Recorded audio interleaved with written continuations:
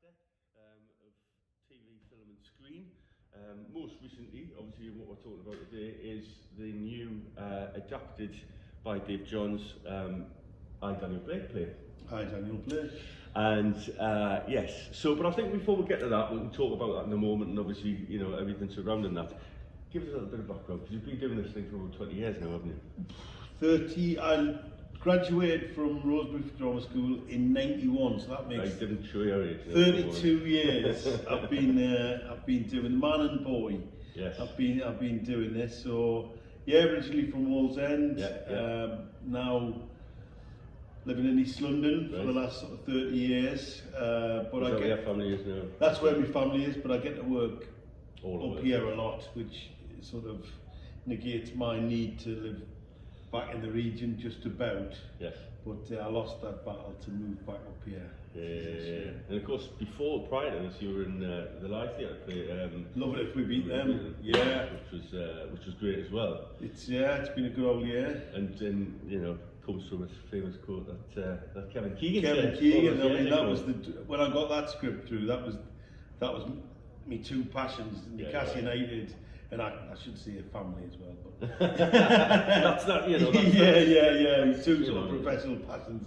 It was a joy, that play. I absolutely loved that play. It was just doing every night. I finished with the scene where I see Keegan on the pier, and it was just like every single night. And then a quick turnaround, because of course straight after that was pretty much straight rehearsal for this, wasn't it? Yeah, I'd done Midsummer Night's Dream here, Christmas, then started the Kevin Keegan play it live, and then straight into this. It was like, wow. A good little run. A good little run, yeah. And of course it's been around the country, and it's carrying on to go around the country as well. The next 3 months we're taking it round. I mean, that's the thing about, you know, people said, oh, well, how will it go outside the region? But there's not a single place we've been to that hasn't got food bank or several food banks. It resonates really, doesn't it? It's so relevant. It's unbelievable, Col. I mean, it's one of those things. I mean, I came to see it when it first, obviously knowing the film, and you know, there's some other guys in there who I know, like Mickey and whatnot. So obviously came down to support.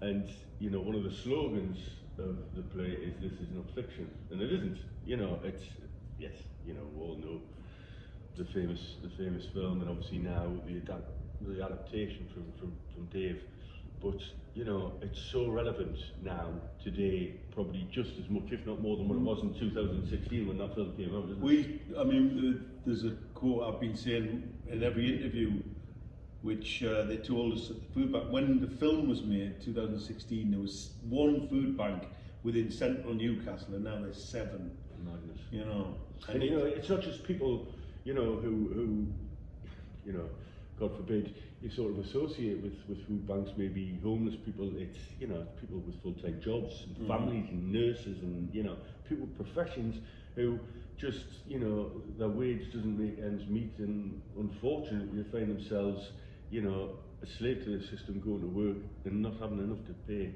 enough money to put the food on the table. You know, I'm old enough to remember, you know, growing up in the 80s, there certainly weren't affluent times, but we didn't have this. We had a safety net, and now the sad thing is, and the angry making thing is, that almost the success of the food banks has made them go, oh, it's all right. Community look after them. Well, funny enough, I was jotting some stuff down on my way in, and one of the things I was going to say to you was, you know, wonderful that folk sort of help out and put money towards and do charity things. We'll talk about that in a moment. But you know, they're really, it's a disgrace. There shouldn't be a need for that to be the case. There should be that safety net there. You know, people do pay into systems and taxes and things like that, and you've got genuine people who, as I say, can't afford to. And really, it's down to the government, because, as you say, in one sense, yeah, between a rock and a hard place. Yes, you've got good folk like yourselves and other people who put in these food banks and help and raise awareness, but it just makes the jobs of the politicians and the people on top a lot easier, because they don't have to do anything about it. Yeah, totally. You know, when we did the research for I, Daniel Blake, for the food bank in Benwell, and it's a sort of wraparound service. It's not just the food. They can go down there, get welfare advice, there's age concern, there's a lot of different, incredible.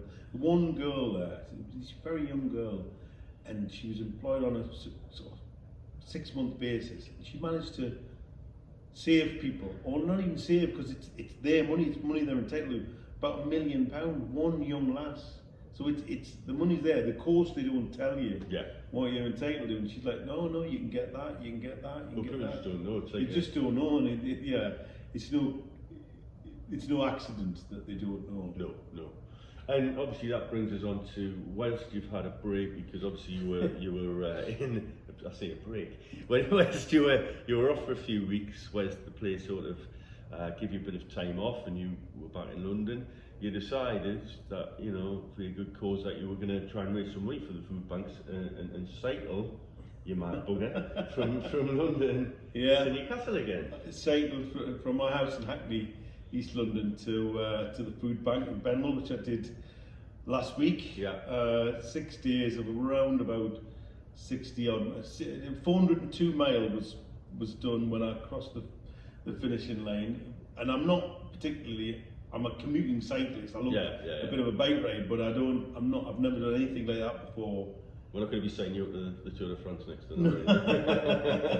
It was the hardest thing I've ever done, but also the most, well, certainly one of the most rewarding, you know. And then the fact that raising it's approaching 10 grand, you know. And it just, is that still open to be? It's still open, it's still open. It's a GoFundMe page. And just says end the cycle of poverty. See what I did there? Yeah, hey. Good.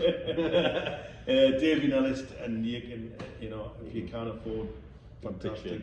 One of the good things, I'll not spoil you, but you'll have to change your joke at the end of the play now, because what you do is, you do say, everybody's free to leave at the end of the play. Alright, we're going to set the pulleys. The doors won't open until you put money in the pot. But no, it's a good cause, and as I say, if you can't afford it, please do, you know, whatever it may be that you can contribute all to a good cause.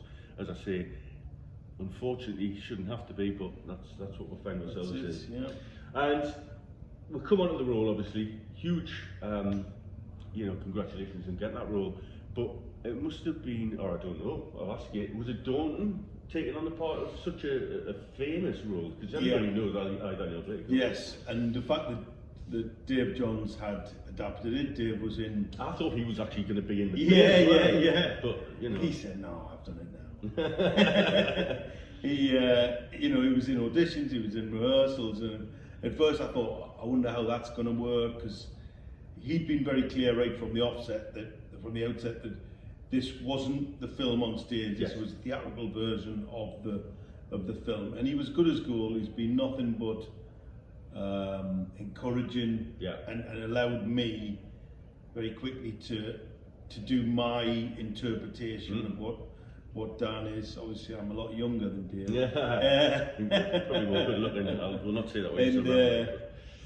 So it was daunting, but I think what the sort of responsibility is now with this, it's just people's lives.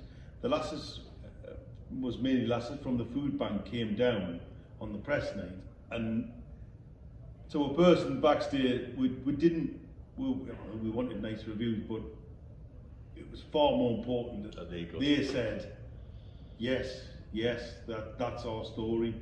You know, we'll pass it on to you, take it around the country. And originally they didn't even want to do bucket collections, they just wanted to literally highlight what's going on, and we had to convince them to say, look, people want to give, that they're desperate to give, you know. And it is a real, you feel that weight of responsibility, but audiences have just lapped it up. Celebrations those nights? Every single night. I mean, literally every single night. And they just, and it just sort of feels a bit shared, because you can hear, I mean, some of the smaller theatres, just audible sobbing. And also people, on the other flip side, people just shouting out. We were in Birmingham, it was one of the most incredible things that's ever happened. Mickey Cochran does a speech as a sort of angry man rant, and this bloke just got up and went, "You killed my wife," when the slogan came on at the back. You know, we're used to like, shot the Tories. Well, we got that bit because I came to the matinee show, I think, on a Saturday when it first started, and Mickey does that speech, and it's sort of a bit of a rousing for people and what's going on politically, currently, and at the time there was people shouting out and being very interactive, and at first I was thinking, for me, I was thinking, I suppose in Profi's lines.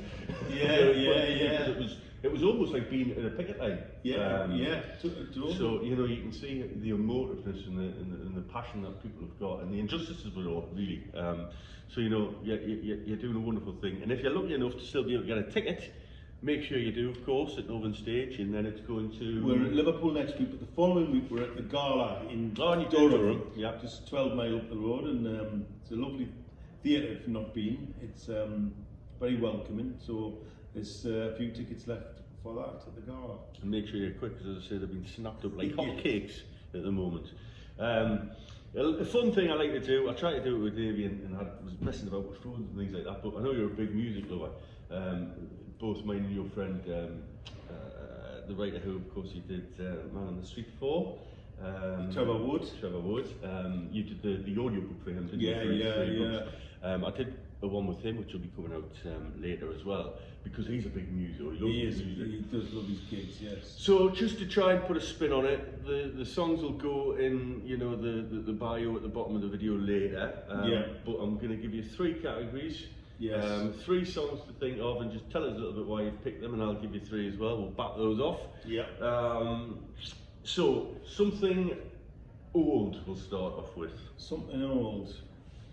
Well, I think the first band that I really got into, like in a big way, was the Smiths. Oh, I love the Smiths. It was. My brother was into sort of the bigger band like U2 and big country, big stadium bands, and I knew that wasn't for me. And the Smiths came along, and my girlfriend at the time, her friend's brother he'd gone through this, and I bought all 4 or 5 of the albums, and it was just the album covers. Get the 12-inch, cycle down to Woolworths in Wallsend, get me 12-inch of the Smith, and it was just... You still got them? I've still got them, yes. I'm a big vinyl lover. It's I've got the and just brilliant, and I always think, like, with those brilliant bands, it's hard. Your favourite one changes, but I'd have to say that joke isn't funny anymore. Well, off my favourite album, Meter's Murder. Yeah, brilliant. Just it was dark as I drove the point home, and it's very fitting to what you're doing now. Yeah, absolutely. It's funny how serendipity happens, but he's gone a bit funny politically, Morrissey, in the last few years. But however, Johnny Marrs, I wonder. Johnny Marrs, fantastic. But the Smiths, for about 4 or 5 years, it seemed that I listened to very little else. Much to the annoyance of me. My mum and dad on trying to serve the Sunday dinner when I'm playing Meter's Murder, and turned to veggie for 2 years. Flowers in the back pocket and a lot. Actually, there's a good guy you're probably playing, but on Saturday night there's a great guy who's playing in the Northumbria University. Oh yes, Viva Morrissey, and he's right, tribute that. And I've seen him a few times to the degree where I'm a bit of a Smiths buff as well, and.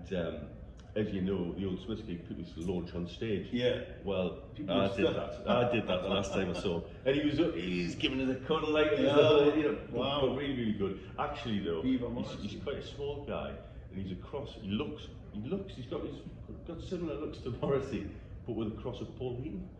Right, check him out. Right, well, both of those I really like, so that's good. Yeah. So my old, I think I'll just go with something very, something that was brought up on from your parents' records, always stuck, and still a song. If I hear it today, it raises the hairs on the back of my neck. And although music's changed quite dramatically over the years, I still feel like this song. Every time I hear it, I've heard it millions of times, feels very raw and it's Hound Dog by Elvis Presley. Right. So I was brought up with. It was funny enough. My parents weren't really into the Beatles very much. Didn't have any Beatles LPs, but we had Elvis. You know, Stones, Motown. Yeah, and all that. yeah. The Kinks was probably. I love the Kinks. The Kinks were great rock and roll dancers. My mum and dad, great jivers. So it was like Bill Haley and Little Richard and people like that. I was speaking to a friend of ours the other day, Steve the Hawk Robinson. The Hawk, yeah, and great friend of me dad's. Yeah, he said, because I was meeting you this week.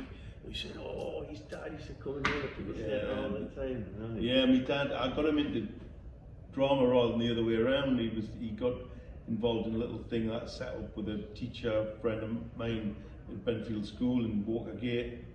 My dad came along, got interested. Then he went to the People's Theatre in Heaton. Incredible set designer. You know, he'd wanted to be a draftsman, worked in the yards all his life, and then discovered theatre and just became like, he wanted to be there 7 days a week, you know, and he just absolutely loved it. And Steve Hawksby, my dad, he didn't like everybody, but he loved Steve. He loved Steve and Pat. Pat, and when my dad was ill towards the end, I'd say, he stopped going out, and I'd text Steve and I'd say, just give him a nudge, and he'd good as gold. He's a super lad, so much time for Steve. Oh, he's a great kid, very good kid. Something new then? Something new. Sleaford Mods. Oh, right, which one? Because I was going to do this exactly the same one. Because of this, I'll go with one of the first songs that I heard. Probably, you know, Job Seeker. Okay. You know, it's sort of set in the duel and all of, you know, his voice. I've seen them probably 5 times now live, and my kids actually don't really have much Venn diagram of music, but they like it's still quite. It's a little bit dancey. You can still move. Live especially. I saw them.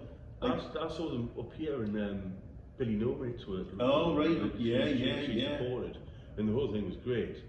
My Sleaford Mods song is the latest one, UK Grim. Right. It's just yeah. Really? I think he's brilliant in the whole ethos of the band, and he's about my age. He's not a young kid, and I actually saw them support. They were supporting the Libertines at the O2 in London. It was just like, I mean, I love the Libertines, but Sleaford Mods were just, I'd see, like a lot of bands, I'd see them on Jules Holland.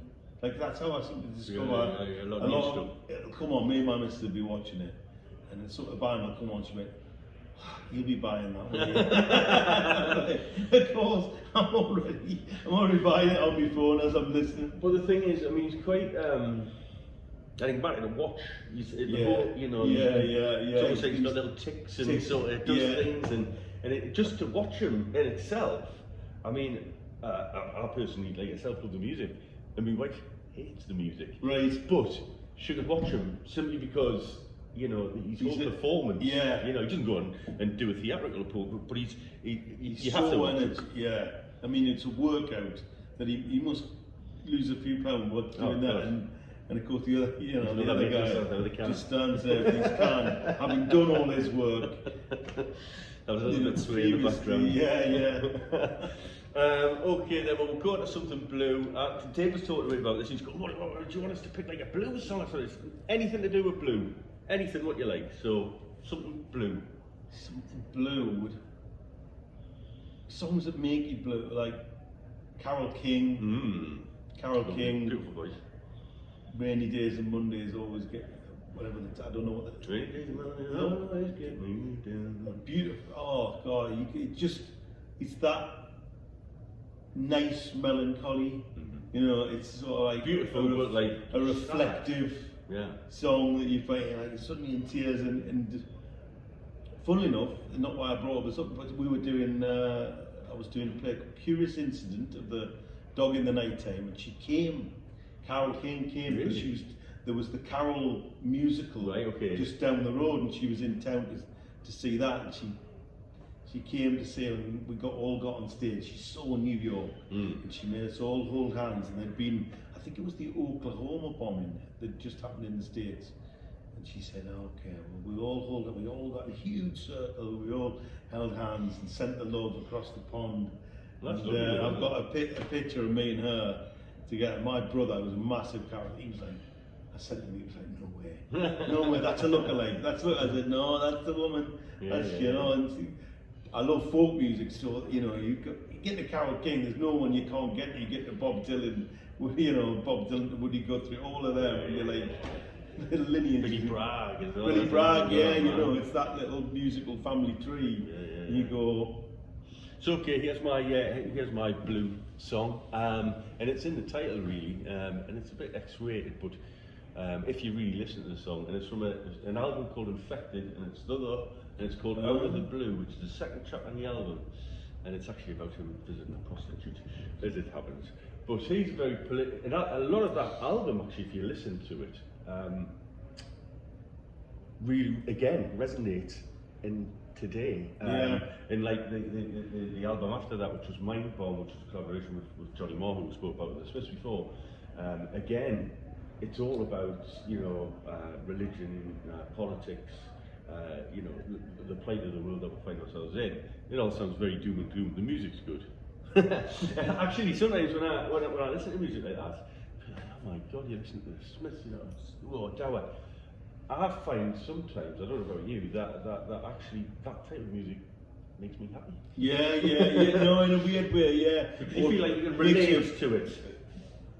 Makes you passionate. Yeah. You go, yeah. There is somebody else who thinks like that.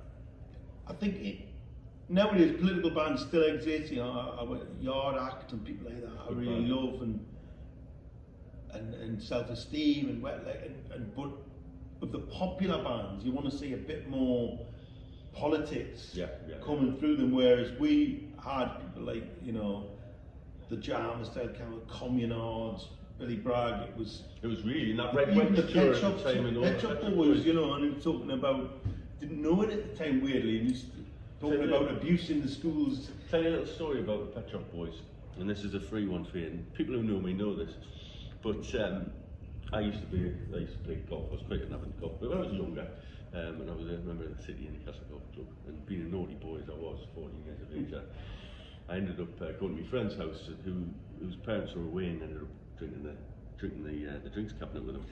And he went off. He didn't have as much as me. I went looking for golf balls and fell into the second rough at the side, you know, in my t-shirt in March, half an hour away from death.